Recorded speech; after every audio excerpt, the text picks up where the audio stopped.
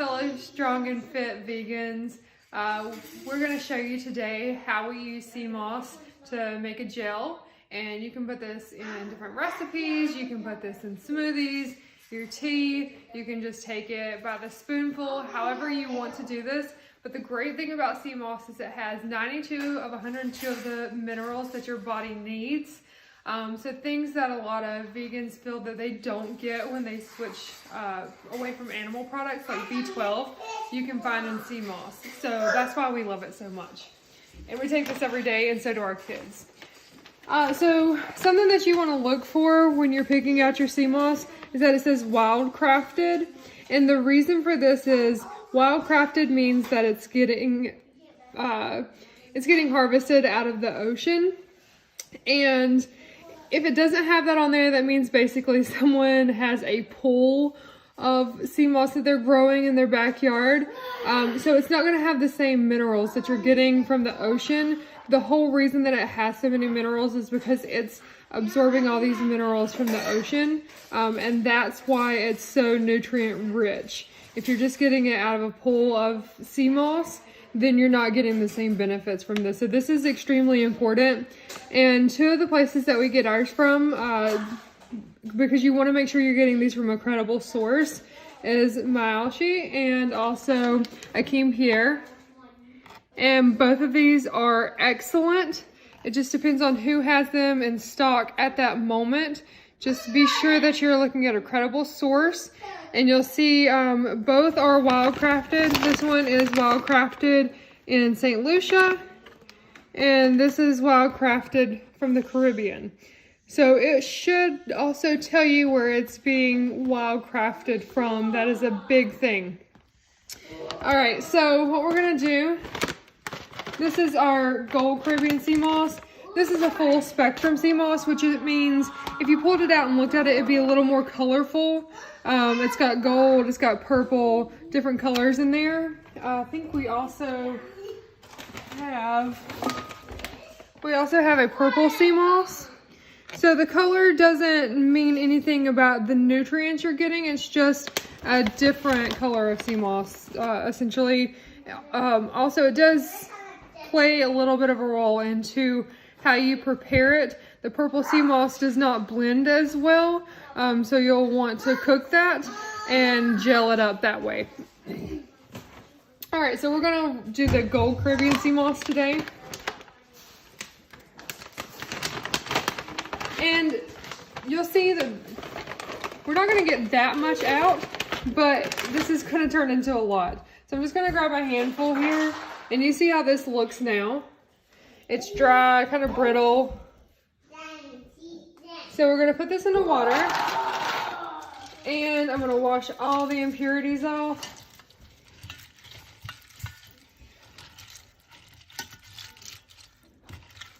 I'm actually gonna add a little bit more because this is gonna cover us and our kids. We all use this every day. And this can stay in the fridge for about a month, and it's not gonna last that long for us.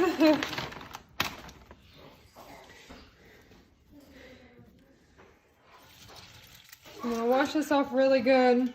You can see how all the sand and everything from the ocean is coming off into this water. It's getting a little dingy. Scrub it really good.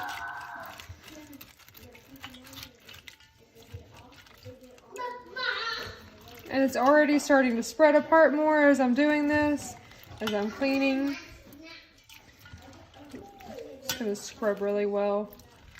Get all this off.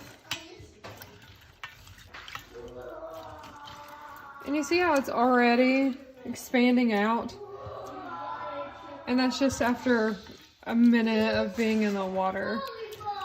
So it's already coming back.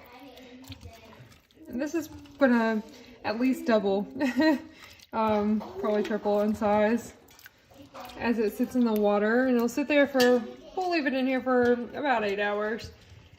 And I'm gonna squeeze, I don't think I have any more limes, but I'm gonna squeeze a lemon in here today. If you squeeze a lemon or a lime in the water while it's sitting, it helps to neutralize.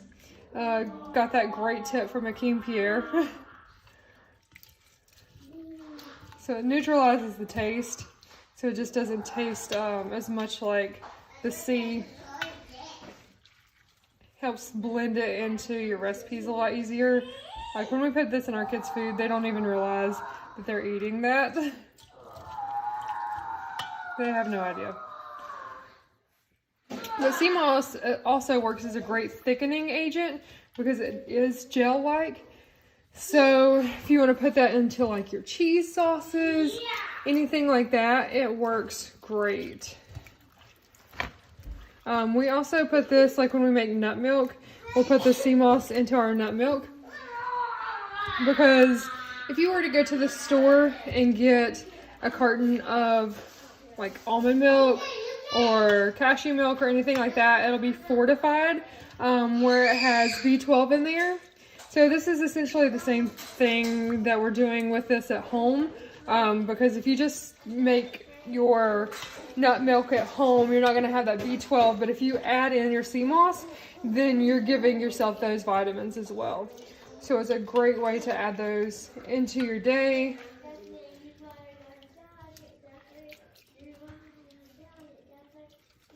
All right. Okay, so after you have that clean, you can see how much it's already expanded in here. I mean, that's crazy. It's softened up. It's very pliable. So we're going to add in our alkaline water. So what we use is Pitcher of Life, which filters it out and creates alkaline water. So you can just pour your tap water in here. You're going to fill this higher than the sea moss because it's going to continue to expand and you want to make sure everything's covered. And while I'm doing this, I'll just tell you some of the benefits of sea moss. So it's going to increase your energy. It's going to help with your thyroid. It's great for your skin, your nails. Already talked about the vitamins and minerals that's all in sea moss. And also another great thing is, let me just grab a lemon real quick. This is also great to boost your immune system. It helps eliminate mucus out of your body. This boosts your metabolism. So many wonderful benefits here with the sea moss. You can see why we make sure we take this every day. And Yuri and I generally put in about 2 tablespoonfuls into whatever we're drinking that morning, whether it's our tea, our smoothies, our food. There's a few different ways to make the sea moss gel. I'll show you one of them today, which is simple, probably the simplest one we have, just putting it into the blender. However, there's a few other ways that we can do this, and I'll show you those later on another video. And it just depends on what you're going to use it for as to which way you want to make it. If you cook it, it's going to be a lot more gel-like consistency, so you're definitely not going to want to put that into your tea. However, it's great for cooking with. So it just depends on how you're looking to use the sea moss gel as to exactly how you want to prepare that. And maybe you want to prepare it a couple different ways and have that stored up in your fridge for different days.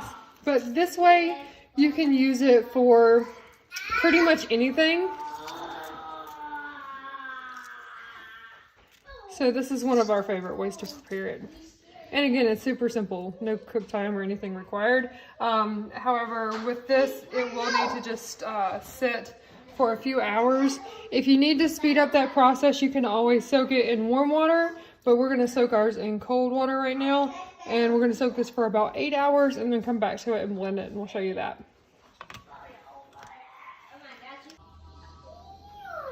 Okay, so now you can see how much it's expanded. We've had this out all day. It's already very gel-like, you can tell on my hands. See the consistency there? It's already gelled up. And it has expanded to fill the entire bowl. So it's more than doubled here. What I'm gonna do is I'm gonna put this into the food processor.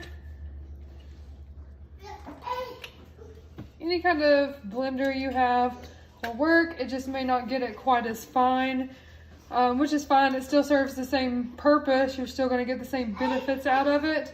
But if you have a higher powered food processor, you're gonna get a better consistency. All right.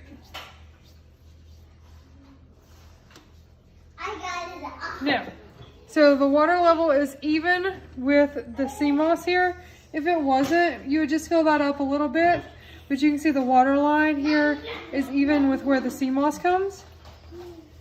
All right.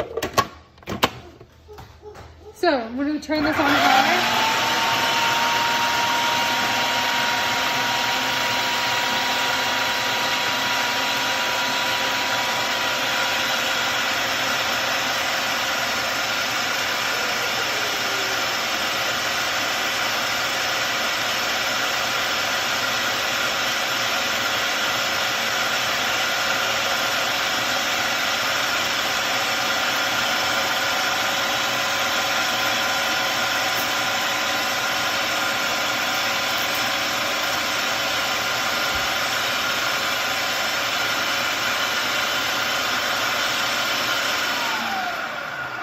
You can see how it's not jumping up and down. So we're going to check the consistency here, make sure everything's smooth.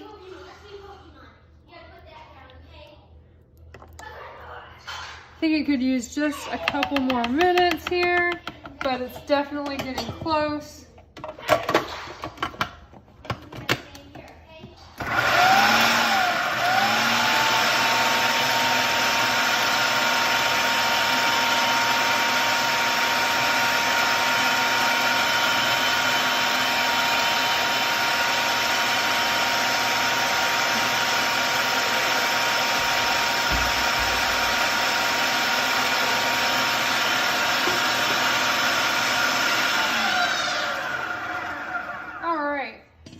Now we're just going to store this in a glass jar.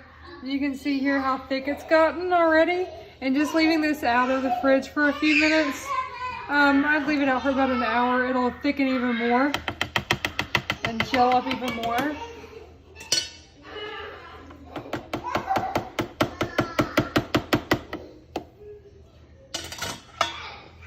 Yes, there's a lot of parts to this blender. Okay.